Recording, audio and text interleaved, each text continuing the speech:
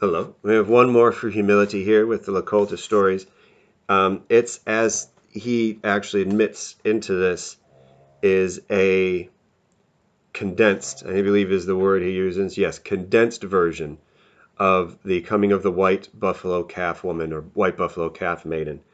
Um, it's something, I think, in some of those other books that I had, or over there, because they're on my bookshelf now, I had talked about before. You can get other versions of that story too.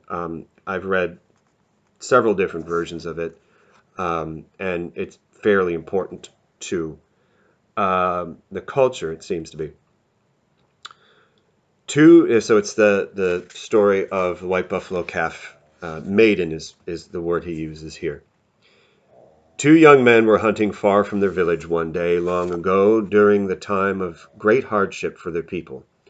A great drought had driven the animals from their usual territories, but the people themselves seemed to have lost their way as well. They were weak and unhappy, yielding to confusion and anger because they had forgotten the good ways that had made them strong.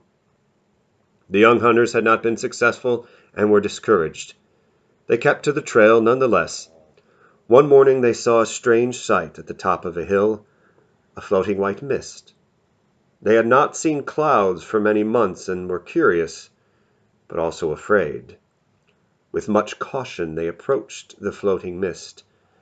From out of the mist came a woman, a very beautiful young woman, and she was naked. The hunters were astonished, of course, and did not know what to do. One of them immediately had impure thoughts and approached the young woman, intending to take full advantage of the situation. The second hunter tried to stop him, to no avail. Before the first hunter could reach the young woman, the mist rolled down and covered him, and in a while it rolled back. The other hunter was terrified to see that his companion was now nothing more than a skeleton. His flesh had been consumed by the mist and snakes that were crawling in and around the bones.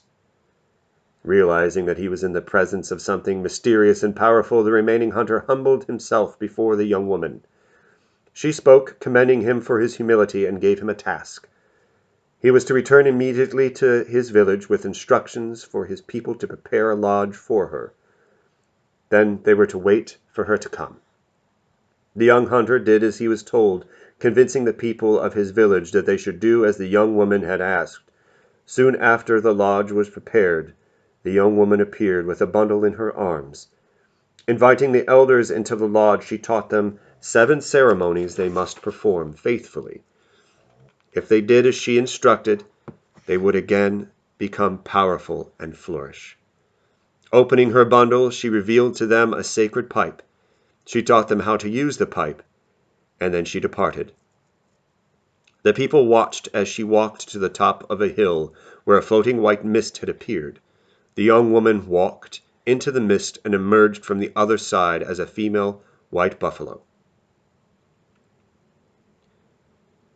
And that is so he says, this, of course, is a condensed version of the most revered of Lakota stories, the coming of the White Buffalo Calf Maiden. She brought us not only the pipe, which we still have to this day, but also the basis for our spiritual beliefs and ceremonies through which we carry them out. So that is the sort of short version of a famous story from the Lakota, again illustrating the virtue of humility.